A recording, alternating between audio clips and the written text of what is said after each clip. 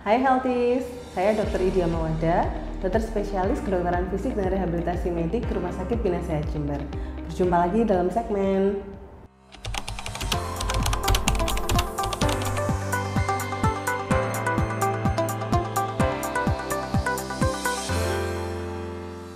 Dokter, apa sih gangguan bicara dan bahasa itu?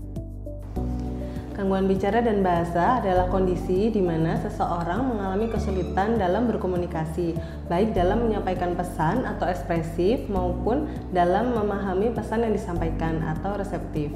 Hal ini dapat berupa keterlambatan maupun menurun atau hilangnya fungsi, dan ini bisa terjadi mulai dari anak-anak ataupun usia dewasa. Lalu, apa saja yang dimaksud dengan gangguan bicara dan bahasa? Gangguan bicara ada macam-macam ya, seperti pada anak-anak keterlambatan bicara atau speech delay, baik bisa karena autisme, Down syndrome, ADHD atau hiperaktif, cerebral palsy, dan lain sebagainya. Bisa juga gangguan pengucapan atau artikulasi seperti pada di bibir sumbing. Pada dewasa dapat berupa pelo, gangguan pemahaman, dan afasia pasca stroke. Lalu bisa juga seperti gagap atau lata, disfonia atau suara serak dan hilang. Kapankah kita harus waspada ketika anak mengalami keterlambatan berbicara dan berbahasa? Oke, untuk itu kita harus mengenali red flag pada perkembangan bicara dan bahasa anak-anak. Red flag adalah indikator yang menunjukkan tanda di mana kondisi tersebut harus segera dilakukan evaluasi atau pemeriksaan dan juga terapi. Pada usia 6 bulan, bila anak tidak bisa tersenyum atau memberikan atensi saat diajak berbicara, serta tidak mengoceh atau babbling. Pada usia 12 bulan, bila anak tidak bisa mengerti sumber suara dan juga tidak dapat menunjukkan gestur tubuh. Pada usia 18 bulan, bila anak tidak bisa mengikuti satu instruksi atau menyebutkan mama, dada, dan nama lain. Pada usia 2 tahun, bila anak tidak bisa menunjukkan gambar atau anggota tubuh atau kosakatanya kurang dari 25 kata.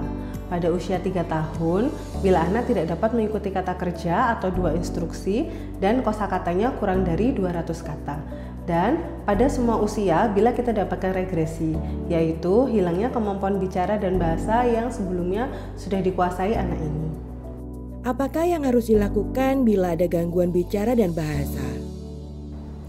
Pertama, kita harus melakukan evaluasi dulu bagaimana atau apa yang dikuasai anak saat ini untuk kemampuan bicara dan bahasanya.